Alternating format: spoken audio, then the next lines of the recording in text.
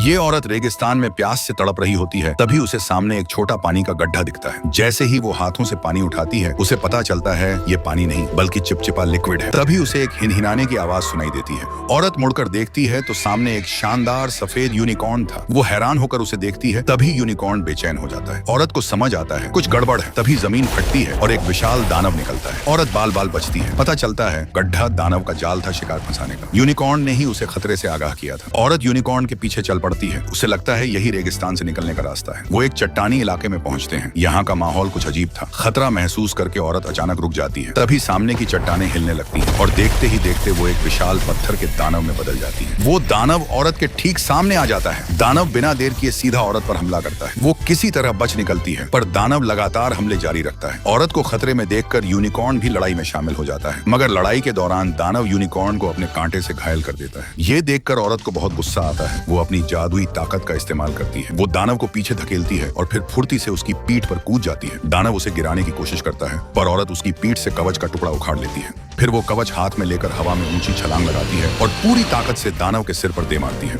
वो लगातार कवच से वार करती है, जिससे वो थोड़ी देर के लिए बेहोश हो जाता है। लड़ाई खत्म होने के बाद औरत घायल यूनिकॉर्न के पास जाती है। वो जल्दी से उसका जख्म साफ करती है, लेकिन दानव का जहर तेजी से उसके शरीर में फैल रहा था। यूनिकॉर्न की हालत बिगड़ रही थी। वो मरने वाला था। उसे बचाने के लिए औरत अपना हाथ पास जल रही आग में डाल देती है। वो दर्द बर्दाश्त करती है। थोड़ी देर में उसका हाथ आग की तरह लाल हो जाता है। फिर वो अपना जलता हुआ हाथ यूनिकॉर्न के जख्म पर रखती है और एक चमत्कार होता है। यूनिकॉर्न का जख्म भर जाता है